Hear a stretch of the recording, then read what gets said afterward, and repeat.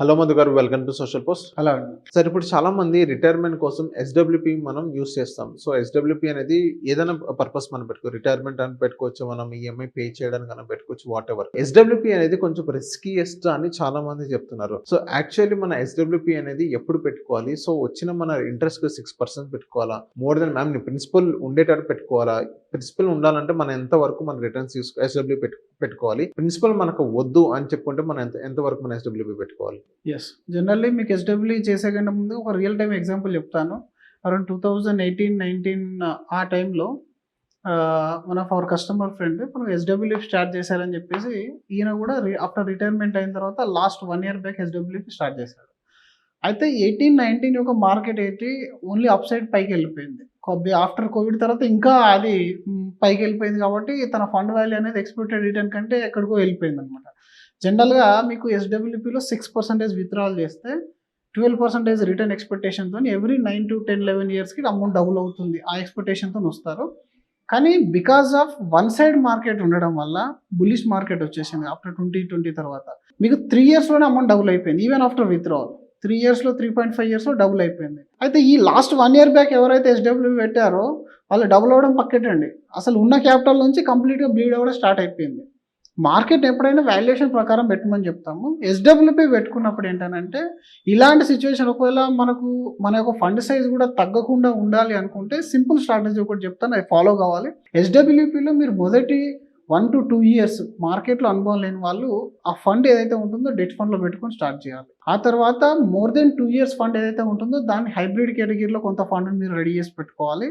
And complete ఈక్విటీలో కూడా మీరు కొంత ఫండ్ పెట్టుకోవాలి. ఈవెన్ దో మీరు రిటైర్మెంట్ అయినప్పటికీ చాలామంది ఏంటంటే ఒకటే 4-5 ఫండ్స్లో ఈక్విటీ ఫండ్స్లో పెట్టేయడం, దాని నుంచి ఎస్డబ్ల్యూపీ స్టార్ట్ చేయడం, దాని తర్వాత మార్కెట్ యొక్క రియాక్షన్స్కి వీళ్ళు చాలా కన్ఫ్యూజ్ అయిపోవడం. సార్ నా ఫండ్ తగ్గిపోతుంది, నేను విత్డ్రా చేసింది ఇంత అయితే దానికి డబుల్ అమౌంట్ మీకు నెగిటివ్లో కనబడుతుంది, వాట్ ఈస్ ద రీజన్ అని చెప్పేసి చాలా కన్ఫ్యూజ్ అవుతూ ఉంటారు.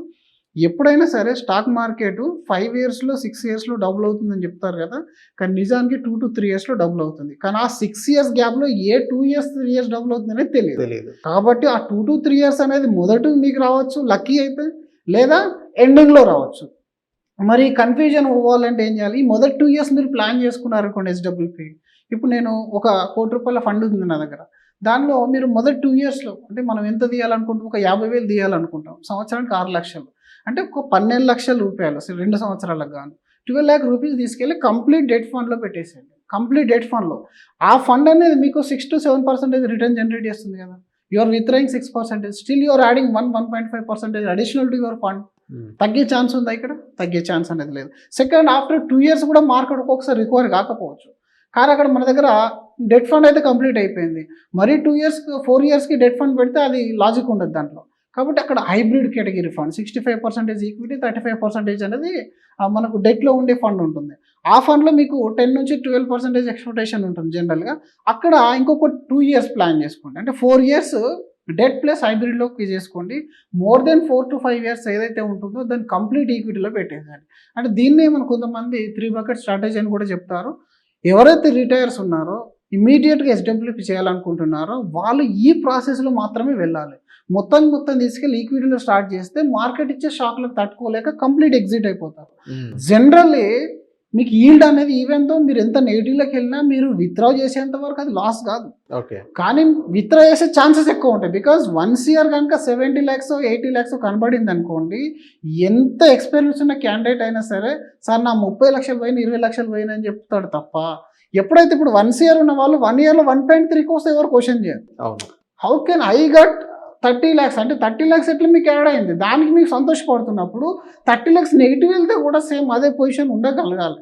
So equity is only completely 100% discipline and long term. Discipline అని ఉన్నప్పుడు మీకు భయం లేకుండా డిసిప్లిన్గా ఉండగలగాలి. డిసిప్లిన్ అంటే పెరుగుతున్న దాన్ని చూసి డిసిప్లిన్ కాదు, విత్డ్రా చేయకపోవడం కాదు, ఈ ఆటుపోట్లకు తట్టుకోవాలి. లేదంటే ఇండియా మొత్తం ఎస్డబ్ల్యూ ఫండ్స్ అయ్యేటివి. ఇప్పుడు only 5 to 10% of the people mutual ఫండ్లో ఉన్నారు. దీనికి రీజన్ ఏంటంటే మార్కెట్ యొక్క షాక్, ఈ షాక్ ఇస్తుంది కాబట్టి అలా ఉంటున్నారు. ఎస్డబ్ల్యూపీని మీరు చాలా ప్రాపర్ ఫండ్స్లో చేయాలి, ఎందుకంటే మాటికి చేంజ్ చేయడానికి ఇది ఎస్ఐపి కాదు. ఇప్పుడు మార్కెట్లో వాల్యుయేషన్ తక్కువ ఉందని కొంతమంది లార్జ్ క్యాప్ ఫండ్స్ స్టాప్ చేసేసి స్మాల్ క్యాప్లో ఎస్ఐపి స్టార్ట్ చేస్తున్నారు.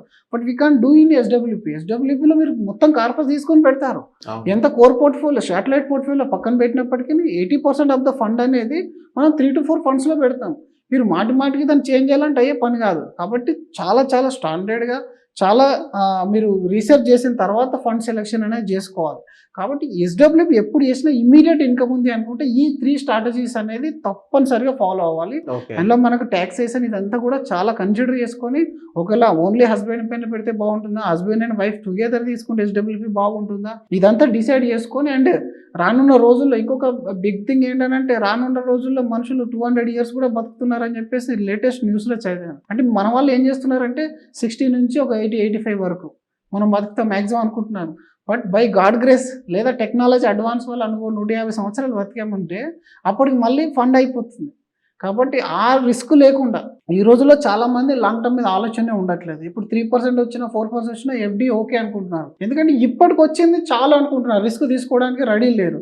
బట్ ఫ్యూచర్లో మీరు రిస్క్ తీసుకోకపోవడమే పెద్ద రిస్క్ అయిపోతుంది. అవును. కాబట్టి అది చాలా చాలా దృష్టిలో పెట్టుకొని ప్లానింగ్ అనేది ఆ విధంగా చేసుకోవాలి. దానికి ఈక్విటీని మించిన ఇంకొక టూల్ అయితే రిటైర్మెంట్ వాళ్ళకు ఉండదు. కానీ మన వాళ్ళకి అంత లేజీ, దాన్ని నేర్చుకోవడానికి ఇష్టపడరు. నిజానికి మనం కొంత టైం స్పెండ్ చేయాలి. మనకు డబ్బు రావాలి అనుకున్నప్పుడు ఈక్విటీ మార్కెట్ తెలుసుకోవడం లేదా ఎక్స్పర్ట్తో మాట్లాడడం, దానికి అనుగుణంగా ప్లాన్ సెటప్ చేసుకుంటే మీరు లైఫ్ టైము మంచి కార్పస్ ఎంజాయ్ చేస్తూ తర్వాత లెగసీ కూడా పిల్లలకు క్రియేట్ చేసి వదిలేసే ఛాన్స్ అనేది ఎస్డబ్ల్యూపీలో ఉంటుంది. Okay. So thank you sir మా సోషల్ పోస్ట్ వచ్చినందుకు. థ్యాంక్ యూ అండి.